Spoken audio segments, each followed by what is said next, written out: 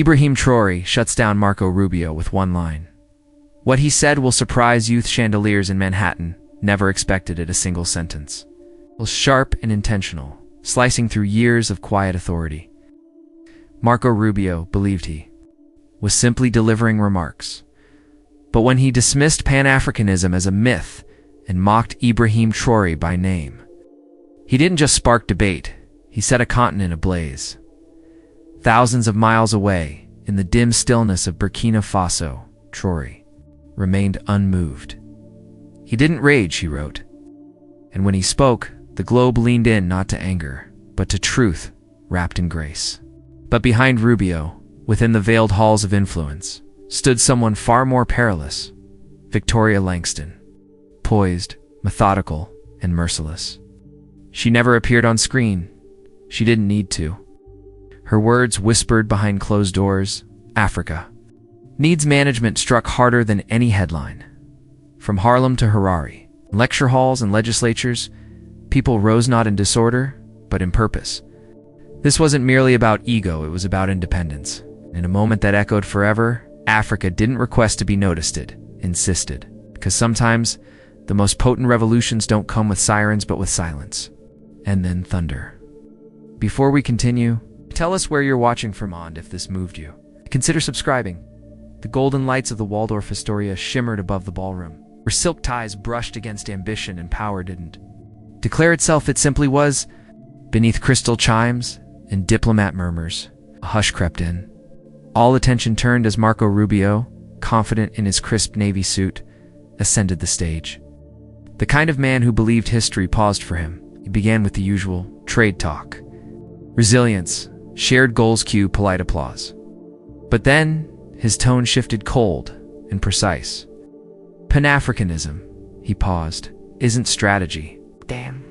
It's a dangerous illusion born from resentment, not leadership. The atmosphere shifted. He continued, apologetically. Ibrahim Traoré, he declared, isn't a reformer. He's a rebel chasing ghosts. Gasps floated beneath the chandeliers. Few clapped, unsure whether they were witnessing boldness or hubris.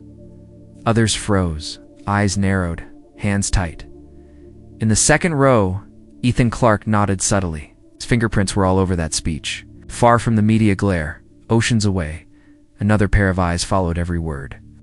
In a quiet office, without cameras or crowds, Victoria Langston reclined, gaze fixed.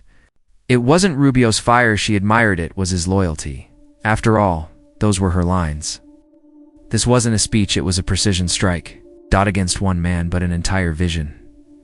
Inside the dark halls of the presidential residence in Ouagadougou, the lights dimmed long before dusk settled on the Sahel. Outside, the heat clung to the earth. Inside, silence wrapped the room like a second skin. Only one screen lit the chamber, casting a pale glow on President Ibrahim Traoré's face. He sat still, straight-backed in a worn leather chair, arms poised. He had already rewatched the moment, 3 times. But not the whole address, just the parts that mattered. The slights, the dismissal, the word fantasy, the condescension. Pan-Africanism, Rubio had said, is a dangerous fantasy built on grievance. Then the blade, Ibrahim Traoré, a Sintier reformer, he's a revolutionary chasing shadows. The words lingered like smoke, but Traoré didn't waver, no fists clenched, no pacing. His stillness roared louder than any outrage, his breath slow, silence a message in itself. Behind him, barely within the edge of the lamplight, stood Fatuma, to his most trusted aide. Her arms folded, eyes reading his profile. She wasn't searching for emotion. She was watching for calculation. She knew this side of him. Not the soldier, not the president, the tactician. The one who waits, listens, then strikes. Traoré leaned forward. He froze the frame. Rubio mid-sentence, composed, certain the look of a man always surrounded by mirrors. The president watched him, then exhaled. This isn't about insult, he murmured. This is about control over tomorrow. Tama stepped closer, but stayed quiet. No need for comfort. What happened in New York wasn't a jab, it was a declaration. A challenge to every nation daring to think freely. It wasn't personal, It was continental. He rose slow, sure. The screen frozen behind him, his silhouette stretched tall on the wall. Fatuma whispered into her phone. Activate comes. He's ready. Down the marble hall, the palace came to life. Like a machine waking from sleep, young staffers emerged, eyes sharp, fingers flying over keyboards, phones blinking. The emergency communications wing wasn't for chaos. It was built for clarity. And tonight, it would become a battlefield not of bombs, but of language. Traoré moved quietly, passing staff like a phantom of resolve. He didn't greet them, not from pride, but from focus. At the media room, they stood. He waved them down, took a seat, unbuttoned his cuffs, and set down a leather notebook. He opened it. Click. The scratch of pen began. No one spoke. They wouldn't dare. The only sounds. A fan above, keyboards tapping, ink gliding across paper. Fatuma leaned over his shoulder. His words weren't responses. They were revelations. Not replies, but overdue truths. Some lines scratched out, others underlined. Arrows. Circles. One phrase stood out, circled 3 times. We don't speak to silence critics. We speak to awaken a people. Don't make this a response, he whispered. Make it a reckoning. He didn't crave applause, not revenge. He wanted clarity, and for it to slice through ego like silk through steel. By midnight, the palace surged. With energy, screens pulsed with hashtag trends, sentiment charts, diplomatic chatter. From west to east, the reckoning had begun. Even inside the U.S. State Department. Quiet murmurs had already begun. Rubio's remarks had awakened something far more powerful than they had anticipated. If you're catching this on the move, don't forget to hit subscribe and turn on the bell icon on our YouTube channel if you haven't yet. But here in Ouagadougou, there was no applause, only purpose, focus, mission. Fatuma Da entered again, this time with a slim dossier in her hands. Intelligence briefs, editorials, community radio transcripts, feedback from village elders, social media chatter from the youth. Some are furious, she said softly. Others are silent, but they're all paying attention. Traoré looked up from his notes, pen poised in midair. Then let's give them something worth their attention. He didn't rest that night, none of them did.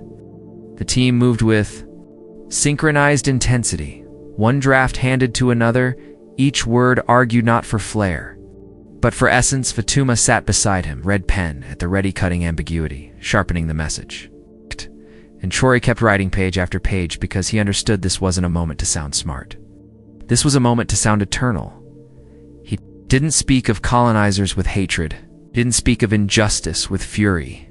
He spoke of legacy, of remembrance, of a voice stolen long ago that was no longer whispering, thundering. As the first rays broke through the city's dusty dawn, speech still wasn't finished, but the intent was set. This wouldn't be a rebuttal to Rubio, it would be a proclamation to the world. Because dignity doesn't roar, it rises. And deep in West Africa, a man had just risen. The recording room inside the presidential compound wasn't built for spectacle, no marble pillars, no cinematic lights, no gold-plated lectern. Just for gray walls, a desk of native timber, a Burkina Faso flag, and a single, waiting microphone. The atmosphere was hushed, almost sacred. It wasn't a platform, it was a courtroom. President Ibrahim Traoré entered not in full dress uniform, not adorned with medals or state trappings, just a light beige shirt, sleeves rolled, and the composed gravity of a man who knew the weight of his next words. He held a slim file of handwritten notes, pages revised through endless hours of wakeful writing. Behind the camera, there were no producers shouting orders, no makeup artist fixing his collar. Only Fatuma, arms crossed, eyes steady. She didn't have to say anything. She had already helped him sculpt every line. The room fell quiet. The light blinked red. The camera rolled. And Traoré began. He didn't shout. He didn't pound the desk. He didn't speak with fury or theatrical passion. His voice moved with a steady beat, like a story passed down across generations, now finally being told right. He never said Marco Rubio's name. He didn't have to. The message wasn't for a man who spoke from a glittering ballroom and knew. Your kit was for the millions who had never been given a room at all. He spoke of erased names, redrawn borders, languages silenced by power, and wisdom that was dismissed. He spoke of tales whispered through generations' truths, too heavy for textbooks. He spoke of African history not as suffering, but as a wellspring of intellect, resilience, and quiet strength. He paused just once long enough for the silence to sink in, then delivered the line that would soon be etched in paint, stone, and memory. If truth scares the oppressor, let him hide from our words. He didn't blink. He didn't flinch. It wasn't a catchphrase. It was a judgment. Camera stopped. No cheers. No clapping. Just a silence so deep, it felt sacred. Fatuma stepped beside him, eyes glistening but proud. There was no need for words. They both understood this wasn't a response. It was a reckoning. The video was uploaded moments later, no press release. No flashy intro. No dramatic music.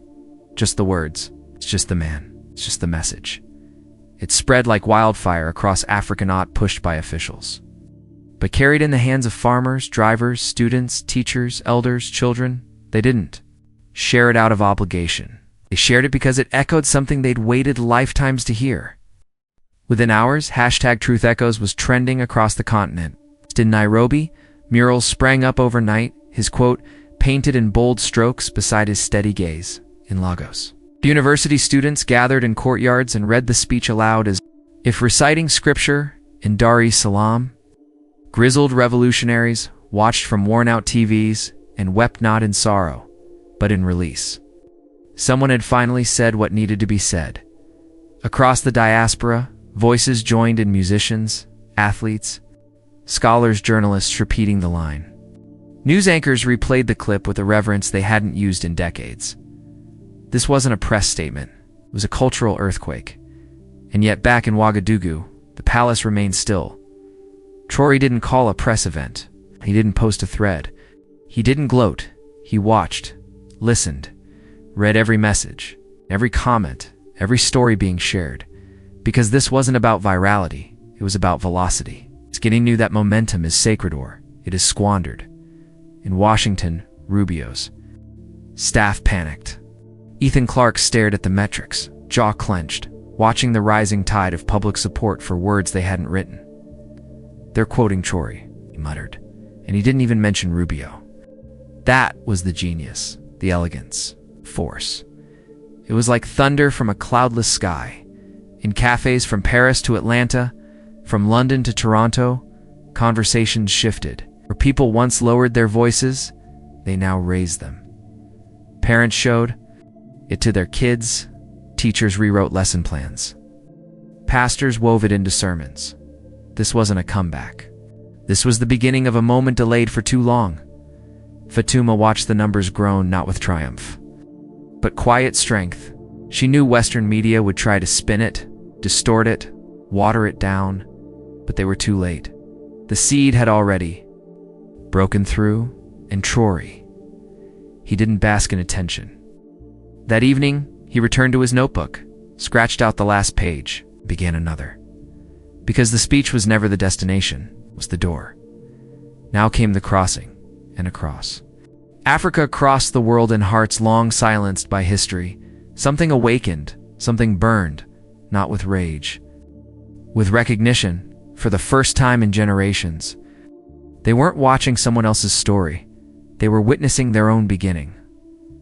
That same morning, the executive wing of the U.S. State Department caught the rising light over Washington's pale skyline. Marco Rubio stood with his back to the window, arms locked, eyes fixed on the floor. He didn't need to say a word. The numbers had said enough.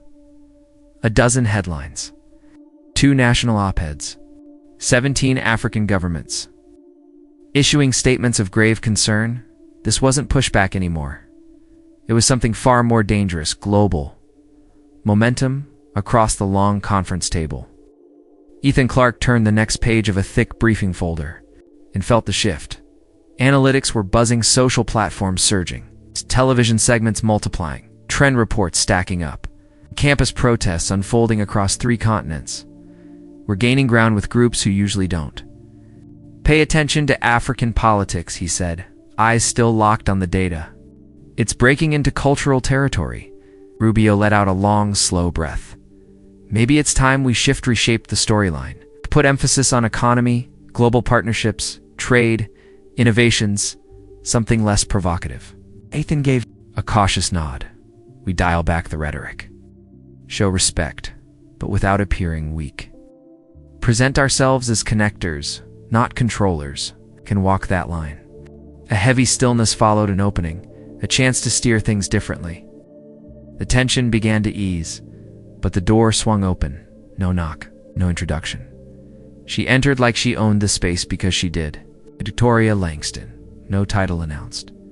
None was necessary. Her name carried power long before she stepped in. Chair of the Global Strategic Economic Council. The mind behind financial accords from Davos to Brussels.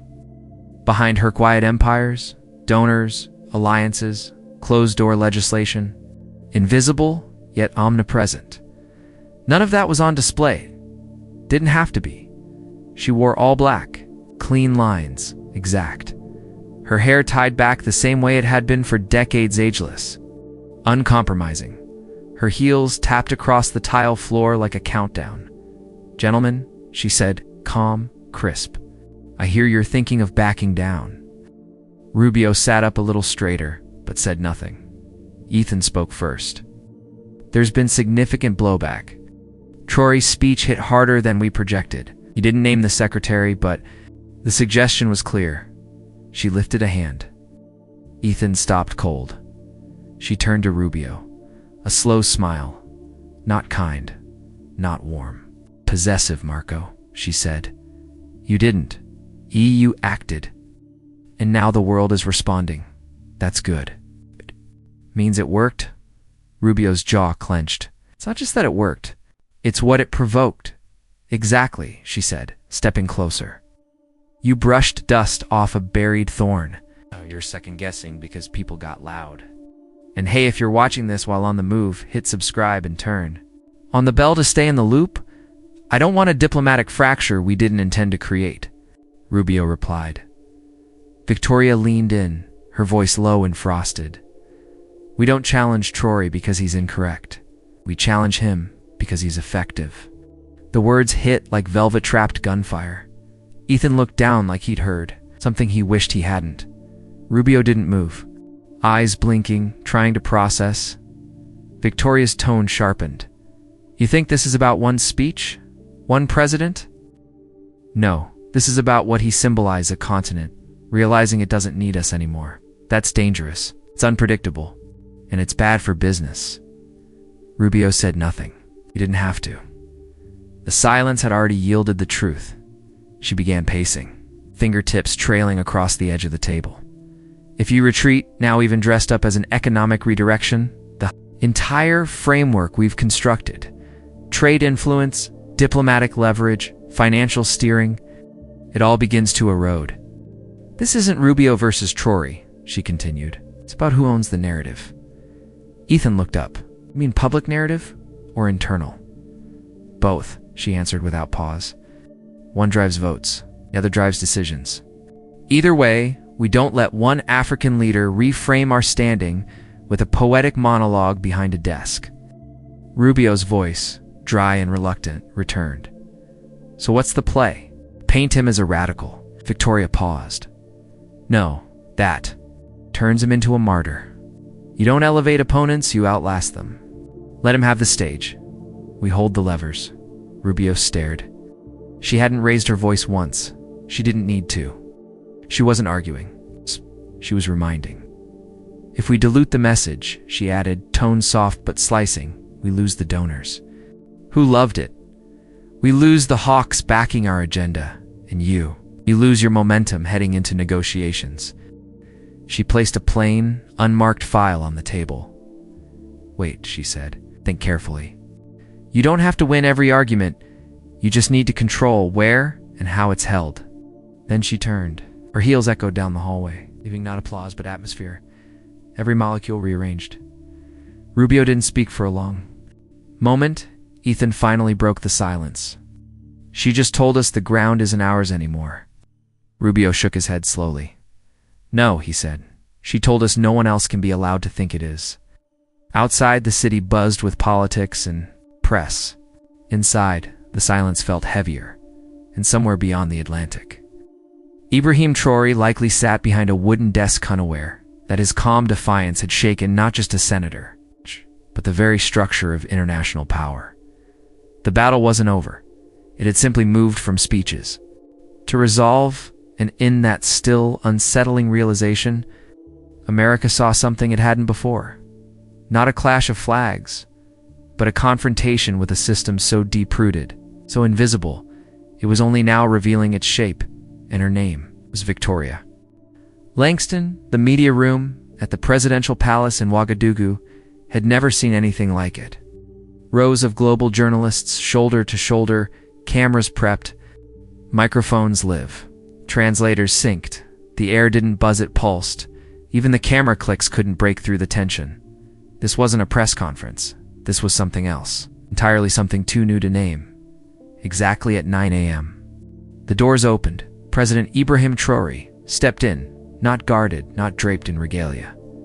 Same beige shirt, sleeves rolled, no tie, no theatrics, just a man with a folder and a countenance behind him. He nodded once. No wave, no grin. The room tightened. Then he began. No greetings, no pleasantries, just truth. For far too long, he said, Africa has been told what it needs, who to thank for its success, and what toll to pay for its ambition. A pause. Pens froze mid-stroke. Today we turned the page. And with those 5 words, everything shifted. He unfolded a single sheet of paper. Set it down, continued today.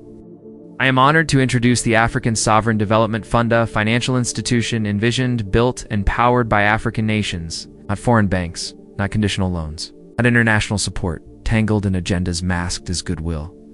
Cameras snapped. Keyboards clicked in overdrive. Every word landed with surgical precision. We will no longer take funds tied to foreign interests. A ripple passed through the crowd, but Traoré pressed on.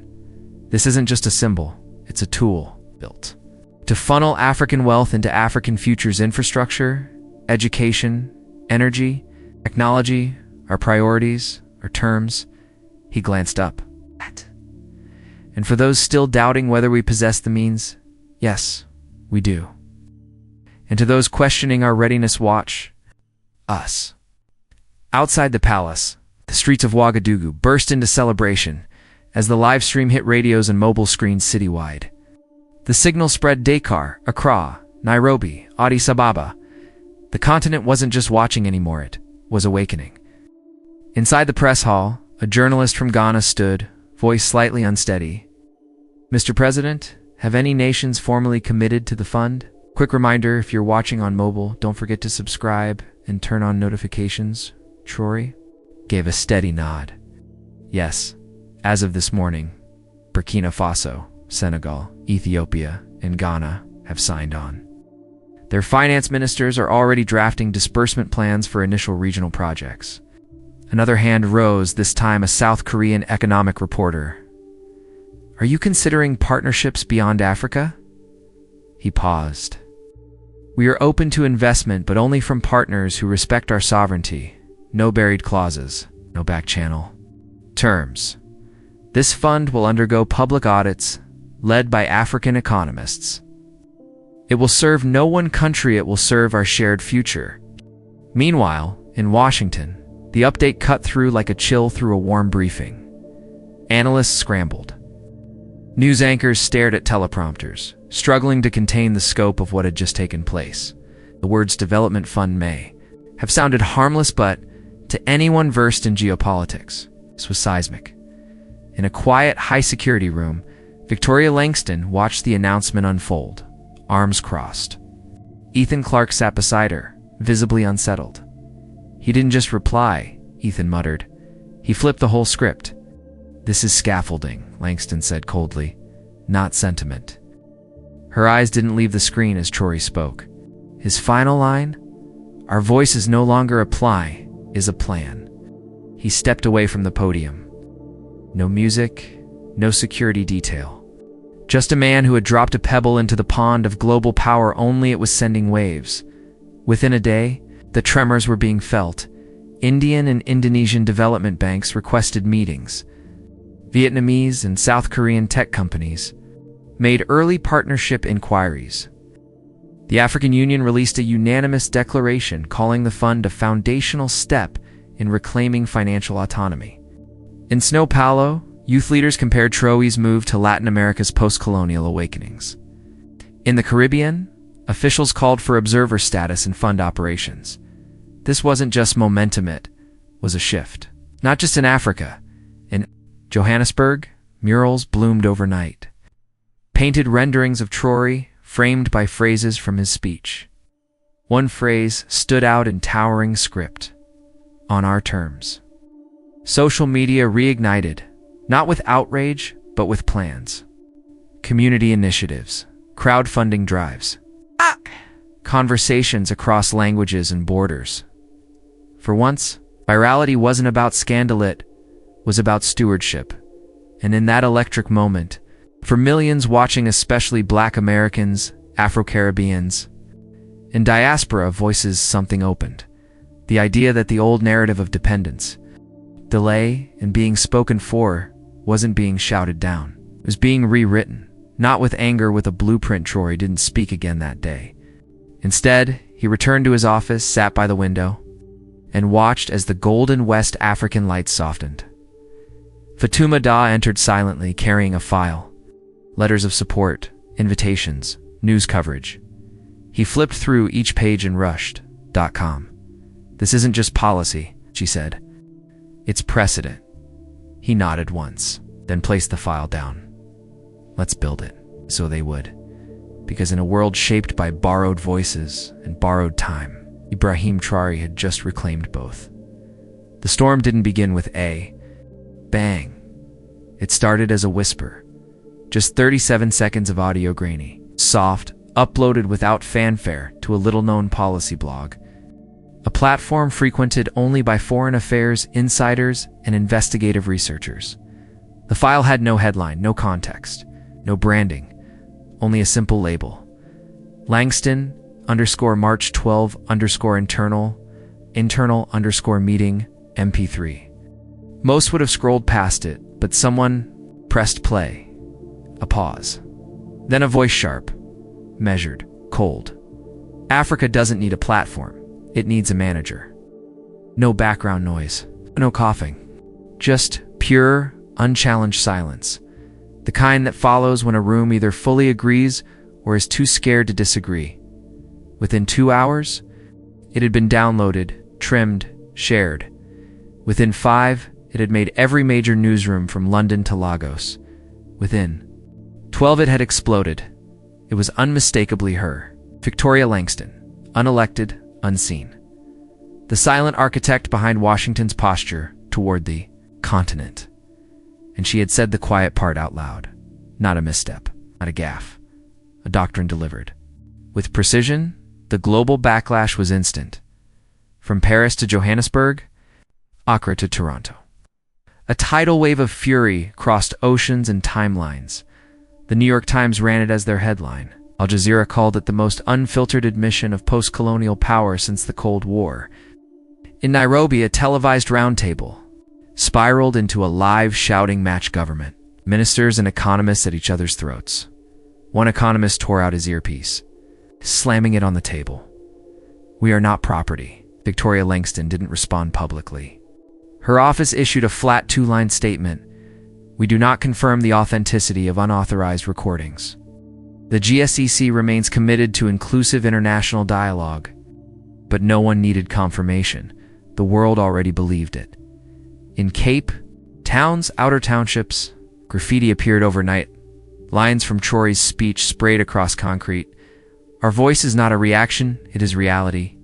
In Kinshasa, students took to the streets, signs in hand. Their message clear: Africa needs no manager.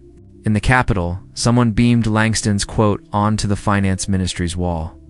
They crossed out the word manager. Underneath it, they spray-painted one word, partner. Across the globe, voices once disconnected began to harmonize. Through rage, but recognition. In Harlem, pastors quoted the line in Sunday sermons. In Atlanta, HBCU students held late-night forums. One student said, "It's the same song, just a different octave." But in Washington, the fallout had reached a breaking point. State Department aides rewrote briefings on the fly. Ethan Clark confronted Rubio behind closed doors. She said, We all know it. And it's tearing through every firewall we have." Rubio stayed silent, standing by the window, watching as journalists began lining the streets outside. When he finally spoke, his voice was steady but thick with unease. "This wasn't supposed to be about her." Ethan answered, "It's not anymore. It's about what she represents." And he was right. This wasn't just a messaging crisis. This was a reckoning. The recording hadn't merely shocked the world, it had made things clear. No more diplomatic sugarcoating. No rehearsed statements dressed in civility. Just raw, unfiltered. Contempt captured on tape, broadcast across the globe at the United Nations. 21 African nations called an emergency session. The Kenyan ambassador stood at the podium, transcript in hand. She didn't raise her voice. She didn't need to. She simply said, "No sovereign people is managed." The applause began slow. Hesitant, then built like a rising tide. Meanwhile, in a quiet conference room in Ouagadougou, Traoré sat watching a looping news broadcast on a small TV in the corner. Toma entered without knocking, a stack of translated headlines in hand. "They're calling it the Langston leak," she said, placing the stack on the table. "Over 30 governments have now issued statements. Even France is retreating." Traoré didn't smile, but something flickered in his eyes, half sorrow, half steel. "They heard what was never meant for them," he said, voice low. "Now they understand what we've always known." Fatuma nodded, and they're standing. In Dar es Salaam, people filled the streets outside Parliament, chanting lines from Traoré's earlier speech: Shin, French, Swahili, English. Old voices, young voices unified not only by anger, but by clarity. And if you're watching this on the move, tap subscribe and turn on notifications. If the truth scares the powerful, one chant echoed, "Let them hide from our words." The phrase became more than defiance. It became a banner, a rally cry. Asterisk, even in cities like Berlin, Brussels, and Toronto, where African diaspora communities had long felt unheard, something shifted. Barbershops, classrooms, cafes, bookstores. The conversations weren't just about Africa anymore. They were about something deeper. That being managed had always been the silent undertone beneath global diplomacy. Victoria Langston vanished from public view for 3 days. No new statements from the GSEC, but the silence said more than any press release ever could. It confirmed what the world had now witnessed, and for the first time in years, the world wasn't focused on speeches from Washington or London. It turned its ears toward a continent long spoken about, but rarely heard. Now, Africa was listening to itself, and so was everyone else, not to controversy, but to something far more powerful, dignity reclaimed. Within 24 hours, that single quote spoken in a quiet room in Burkina Faso had circled the globe. Not because it was scripted, not because it was polished, but because it was true. No amount of spin, no cleanup PR, no softened apology could unring that bell. The truth was out. The tide had turned, and the worn, yellowed page of history long dictated from beyond African shores was finally being written from within. The op-ed appeared quietly one morning in the Washington Post. No headline banner, no dramatic photo, just a simple serif title. What I Misunderstood About Africa by Marco Rubio. It wasn't an apology, at least, not in the traditional sense. But for the first time, his tone changed. He wrote of assumptions, of inherited language, a worldview shaped by systems and institutions older than himself. He admitted he had seen African ambition as risky and African unity as a threat. It's not a truth, I thought I was speaking from experience, he wrote. But in truth, I was repeating an ideology I never questioned. Some called the piece political damage control. Others, especially in homes across America, called it something rare, a pause, a reckoning, a moment of humility. Among older generations, those who'd lived through civil rights, Vietnam, or the Cold War, the word stirred something familiar. That painful recognition that maybe the world didn't need to be spoken for, it needed to be heard. Thousands of miles away. In the open courtyard of the University of Ghana, President Ibrahim Traoré stood before a crowd of students. No podium, no speechwriter.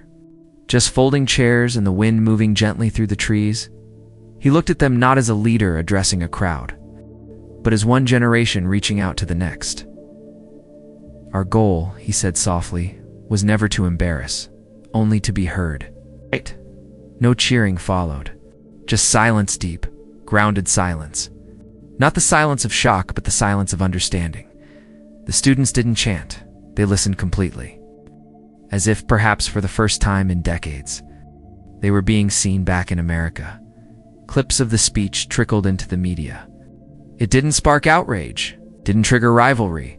It caused something rarer, reflection in cafes, in churches, on porches and subway rides. There was a stillness, not for argument, but for absorption. This time the conversation wasn't about who held the most power. It was about who had finally chosen to be present. Because sometimes the biggest change doesn't arrive with explosions. It arrives when someone finally listens.